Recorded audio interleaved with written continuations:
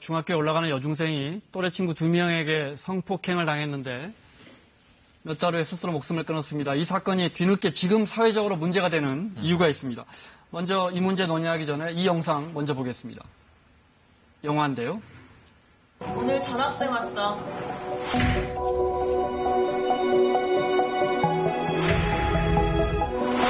혹시 여기 황공주 학생 있어요?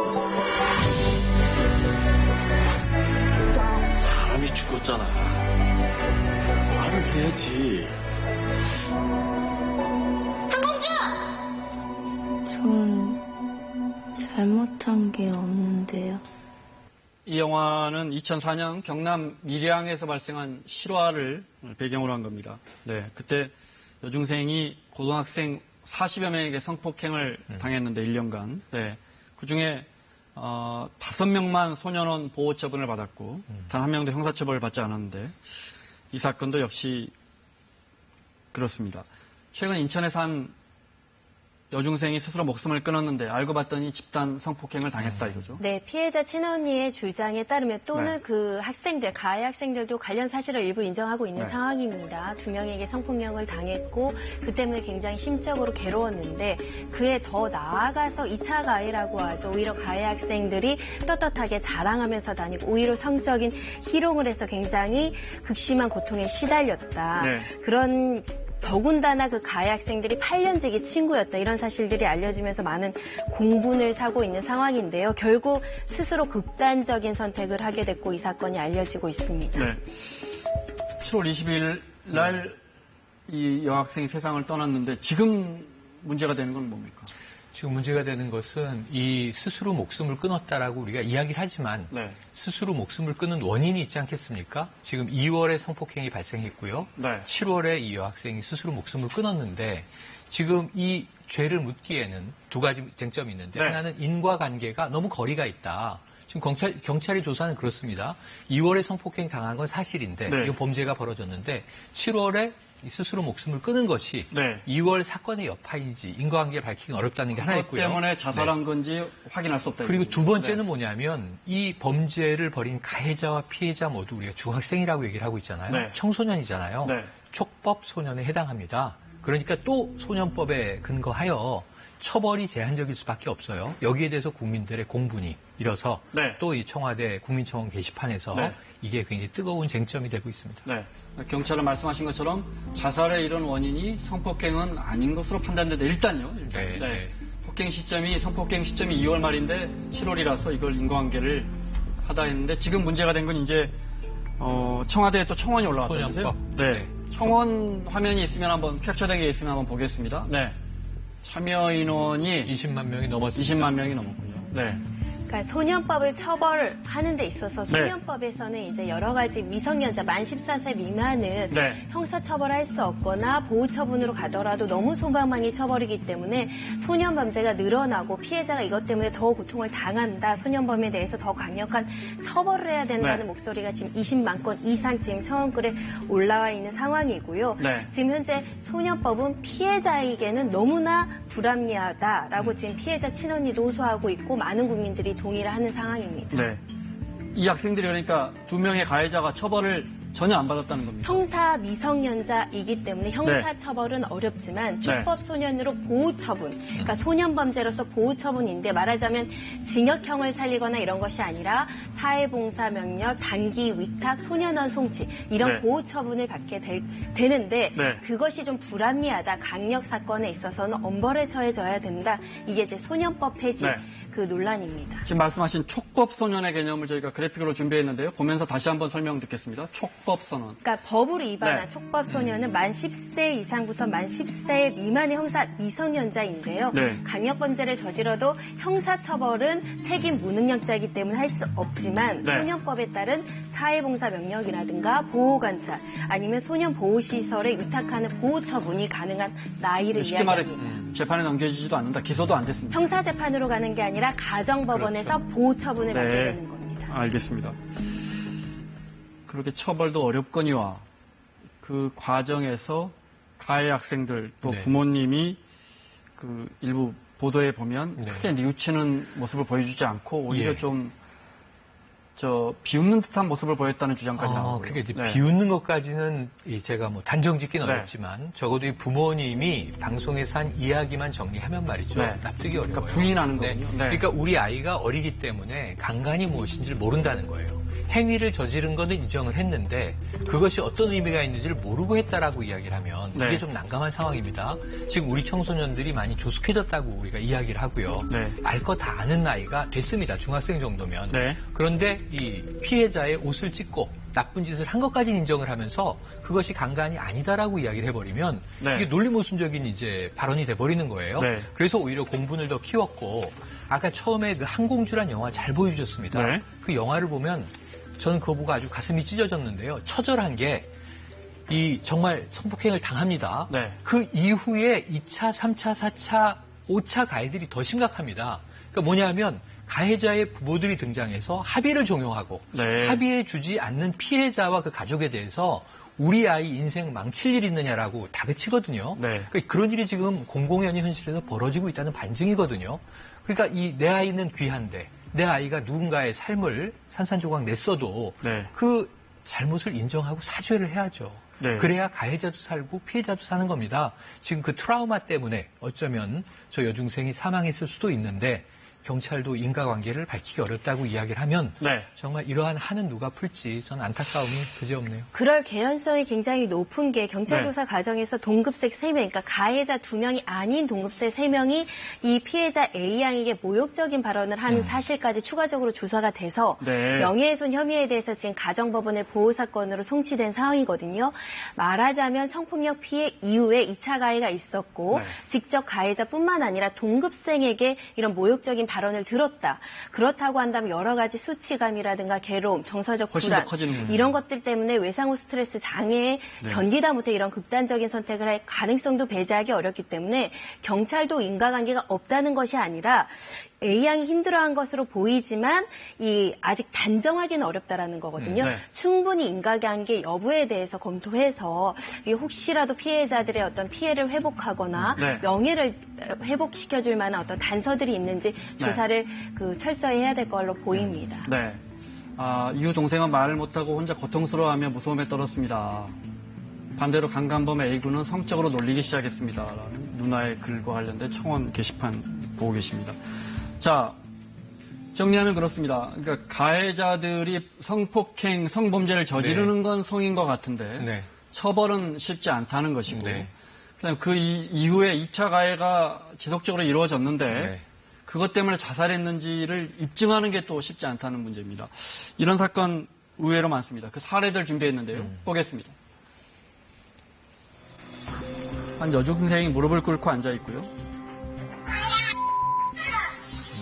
폭행 사건이죠. 네.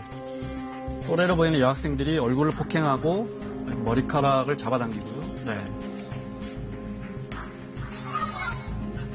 사과에도 욕설은 계속됐다고 하는데요. 피해 학생이 신고하지 못하도록 입막음도 하는데요.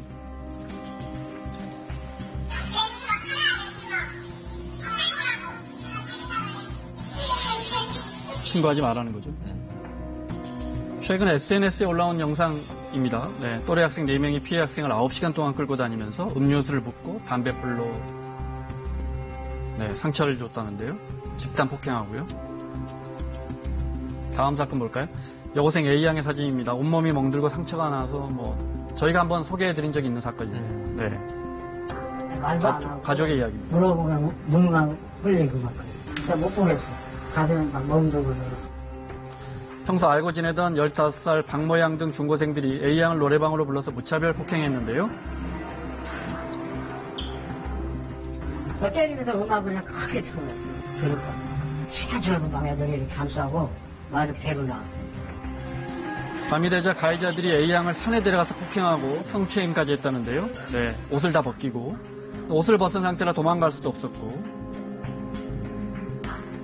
죽고 싶었다라는 자술서입니다. 네. 나는 들어가면 금방 나올 거야. 이런 생각을 갖고 있더라고. 저 우울증 있어요. 그리고 하면서 청소년 들어가면요 얼마 안 사고 나와요. 막 그래 무슨 자, 결국은 최근에 계속 논란이 되고 있습니다. 이 네. 문제를 어떻게 할 것이냐. 네. 그렇다고 어리다고 해서 처벌 안 하는 것이 어떻게 할 것이냐는 문제예요. 일단 엄벌하는 추세이긴 합니다. 네. 예전에는 미성년자 같은 경우는 구속영장 발부도 쉽지 않았는데 요즘 강력하게 좀 구속영장이 발부되는 사례들도 좀 생기고 네. 사회적인 인식도 많이 달라졌는데 근본적으로 우리가 소년법이라든가 형사 미성년자 제도를 두는 거는 아이들은 보호되고 개선되고 교화 가능성이 높기 때문에 어른들이 잘 가르쳐보자, 보호해주자. 그래서 소년 보호 사건으로 송치한다라고 보호한다라는 표현을 쓰거든요. 네. 근데 워낙 흉폭하고 너무 잔인한 사건들, 더군다나 죄의식이 없다는 게 큰 문제라서 아이들 교육시킬 때 이게 책임질 수 있는 부분이라는 거. 아까 강간의 기준을 모른다고 가해자 아버지가 얘기하는 것도 부모의 책임일 수 있습니다. 네. 교육도 철저히 시켜야 될 것 같고요. 모든 사건에 한해서는 그럴 수 없지만 강력범죄, 살인, 강도, 성폭력 범죄는 조금 더 지금의 기준보단 엄단할 필요가 있고 특히 피해자에 대해서 2차 가해를 한다거나 피해를 회복시키지 않고 네. 반성하지 않는 미성년자 가해자들에 대해서는 조금 엄격한 처벌이 필요하지 않을까 생각이 듭니다. 네. 영장이 발부된다거나 형량은 높아지는 추세라고 볼 수 있는 겁니까? 그러니까? 예전에는 그 소녀법에 아예 영장 발부는 부득이한 사유가 아니면 할 수 없도록 법 규정이 네. 있습니다. 그럼에도 불구하고 집단폭력 사건에서 발부되는 전례들이 조금씩 생기고 있거든요. 네. 그래서 좀 실무적으로 양형 기준도 다시 재검토될 필요성이 있다라는 의견도 지금 나오고 있는 상황입니다. 네. 자, 이렇게 형사 미성년자의 강력 사건, 특히 네. 성폭행 범죄가 이어지면서 이런 청원이 이어지고 있고 청와대는 청원 일정 숫자 이상을 넘어서면 답을 해야 합니다. 청와대의 답을 들어보겠습니다. 현재 보면 이제 만 14세 미만이다. 그러면 형사 미성년자가 됩니다. 중일자리 중에서 아직까지 미성숙한 인격을 갖고 있는 그 학생도 많이 있거든요. 어떻게 할 것인가에 대한 고민들을 좀 깊이 해볼 필요가 사실 있습니다. 통상 경우 뭐 형사정책학에서 입증된 것인데 형벌을 아주 강화한다고 범죄가 주냐 그렇지는 않습니다. 이제 이거 더 중요한 것은 범죄가 발생하지 않도록 하는 것, 즉 범죄 예방이 훨씬 중요하거든요. 형사 미성년자, 즉 형사 처벌을 받지 않는 연령을 13세 미만으로 낮추는 것을 범정부 차원에서 그동안 논의해 왔습니다. 국회에도 형사 미성년자의 연령을 낮추고 소년범에 대한 처벌과 제재를 강화하는 관련 법안이 26개나 발의되어 있습니다. 정부도 관련 법 개정을 위해 국회와 적극 협력할 계획입니다. 자, 그러니까 어른과 똑같은 성범죄를 저지른다 해도 그 중학생이 인격은 낮고 죄의식이 그만큼 되지 않기 때문에 꼭 처벌 수위를 높이는 것이 예방하는 길은 아니다. 이런 의견이 있단 말이에요. 네. 일단은 형사처벌 기준을 만 14세에서 13세 미만으로 한 살 낮추는 논의는 오랫동안 이루어져 있고 네. 어느 정도 사회적인 공감대가 형성됐으면 이 정도는 개정이 될 가능성이 현재로서는 높습니다. 네. 다만 유엔 아동인권위에서 12세 미만으로는 금지하고 있기 때문에 한 13세 정도로는 개정 가능성이 있고요. 만 13세 미만이라고 만 14세 미만이라고 하더라도 강력한 흉악한 범죄를 저지르면 형사처벌할 수 있다라는 개정 은 필요해 보이되 다만 보호 처분을 실효화해서 실제로 아이들이 재범하지 않도록 그리고 네. 사전에 이런 비행을 줄일 수 있도록 여러 가지 이제 보호 처분이라든가 보호 관찰 같은 거를 좀 충실히 하자는 논의도 같이 병행이 돼야 되는 시점입니다. 네. 자, 어리고 젊은 친구들이 이런 잘못을 저지를 수 있어요. 죄를 저지를 수 있습니다. 근데 문제는 제가 놀란 건 뭐냐면 저러한 끔찍한 일이 일어나고 피해자를 가해자가 놀린다. 이게 중요한 거예요. 정말 잘못을 깨닫고 평생 내가 사죄하면서 살겠다. 이런 윤리의식을 더 강화시켜줘야 되는데 네. 중벌을 내리는 게 중요하냐 보호하는 게 중요하냐가 아니라 네. 실효성이 있어야 되는데 지금 실효성이 없잖아요. 그래서 첫 단추를 잘 꿰게 만드는 게 중요한데 가해자들의 미래의 삶을 위해서도 이러한 일은 큰일 날 일이다. 네. 정말 네가 잘못한 상대가 사망에 이르게 될 수도 있다. 인격살인이라고 우리가 말을 하잖아요. 지금 성폭력 범죄에 대한 처벌은 가중되고 있는 상황이고요. 네. 소년법 폐지가 논해지고 있는데 폐지까지는 아니더라도 지금 이 두 가지가 복합적으로 일어난 대표적인 사건입니다. 네. 그리고 이제 2차, 3차 가해에 의해서 어쩌면 이 어린 생명이 또 스스로 극단적인 선택을 했을 수 있는 사건이거든요. 그럼 이 두 가지가 복합된 사건들이 우리 사회에서 계속 벌어지고 있으니까 네. 여기에 대해서 뭔가 첫 단추를 잘 꿰서 그 이후에는 이런 사건이 재발되거나 이 피해자가 2차, 3차 피해를 당하지 않도록 네. 그러니까 이 보호를 누구를 먼저 보호할 것인지를 결정하는 법제도가 강화됐으면 싶습니다. 그리고 알겠습니다. 앞으로 네. 가해자 부모의 어떤 책임 이것도 네, 조금 그렇죠. 상향하는 방향으로 형사처벌은 안 되더라도 민사적인 배상에서는 보호, 관리, 감독 책임을 강하게 물어서 징벌적 손해배상까지는 아니더라도 적정한 수준의 위자료로 피해자나 피해 가족들에게 적정하게 피해 회복할 수 있도록 좀 실무 간행도 바뀌어야 될 것 같습니다. 가해자가 어리다는 이유로 엄벌에 처하지 못하니까요. 그 부모에 민사적인 대한 책임이라도 강화해서 관리 감독을 부모가 자녀에 대해서 철저히 할 수 있도록 해야 될 것 같습니다. 알겠습니다. 여기까지 듣겠습니다. 자, 마무리하겠습니다. 최영일 평론가, 손정혜 변호사 수고하셨고요. 다섯 건건 내일 이 시간에 다시 찾아뵙겠습니다. 고맙습니다.